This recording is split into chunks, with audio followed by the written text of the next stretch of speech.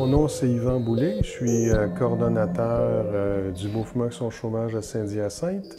Sa mission, c'est d'aider les travailleurs et travailleuses qui ont des problématiques liées à leur emploi et beaucoup liées avec la loi sur l'assurance-emploi. Depuis 1982, on aide beaucoup de personnes qui vivent des situations difficiles suite à l'application de la loi sur l'assurance-emploi.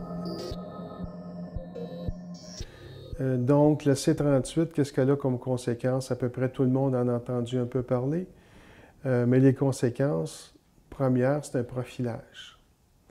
Avant ça, avant 2012, bien, tous les chômeurs étaient égaux.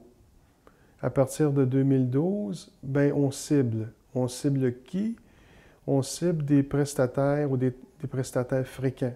Des travailleurs qui, à chaque année, travailleurs ou travailleuses, qui, à chaque année, font des demandes de chômage et touchent des prestations. Fait que toute entreprise qui met son personnel à pied puis les réengage dans la même année est touchée par cette réforme-là.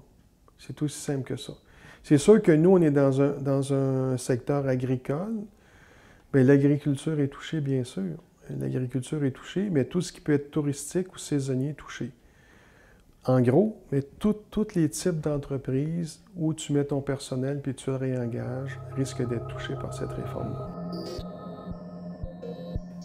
Ce que ça l'amène comme conséquence pour ces travailleurs-là, c'est que ces travailleurs-là qui sont ciblés par la C-38 devront accepter dorénavant une diminution de salaire, dans le fond, accepter un travail à 70% du salaire qu'ils ont habituellement et être prêts à se déplacer à une heure de chez eux. C'est aussi, comme modification, l'emploi convenable.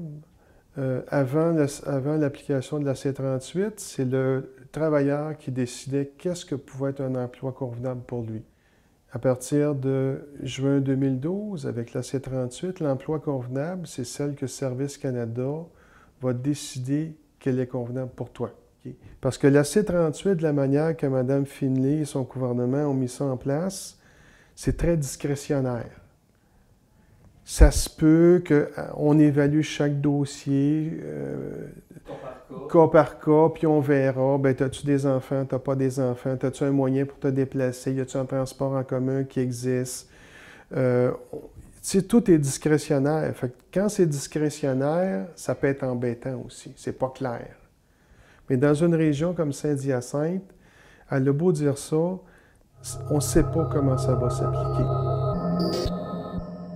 Les solutions, dans le fond, c'est de participer le plus possible à tout mouvement, le mouvement démocratique, de dire, bien, ensemble, on va dire au gouvernement fédéral, écoutez-nous. On veut, en quelque part, que vous nous écoutiez. On a des solutions à vous proposer. Puis les solutions qu'on va vous proposer vont être bonnes pour nous, puis vont être bonnes pour vous aussi.